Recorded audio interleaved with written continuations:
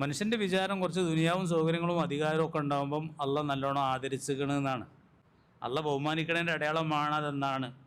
കുറച്ച് ദാരിദ്ര്യവും കഷ്ടപ്പാടൊക്കെ ഉണ്ടെങ്കിൽ അള്ളാഹുത്തിൽ അവനെ നിന്ദിച്ചു എന്നാണ് മനുഷ്യൻ്റെ ഒരു തോന്നൽ. കല്ല, അതൊന്നും ശരിയല്ല. വല്ല തുക്കരിമൂനൽ യതീം, നിങ്ങൾ യതീമിനെ ആദരിക്കണില്ല.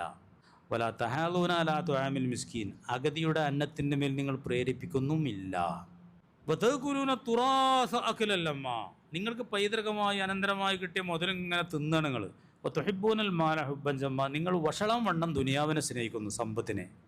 കല്ലാ ഇദാ ദുക്കത്തിൽ അർദു ദക്കൻ ദക്ക, നാളെ ഭൂമി പൊടിപൊടിയാക്കപ്പെട്ടാൽ. വജാഅ റബ്ബുക വൽ മലക്കു സുഫൻ സുഫാ, മലക്കുകൾ സുഫ് സുഫായി നിൽക്കെ റബ്ബ് എഴുന്നള്ളുമ്പോൾ.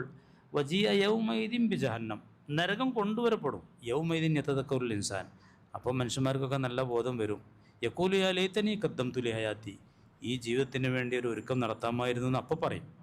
അപ്പോഴാണ്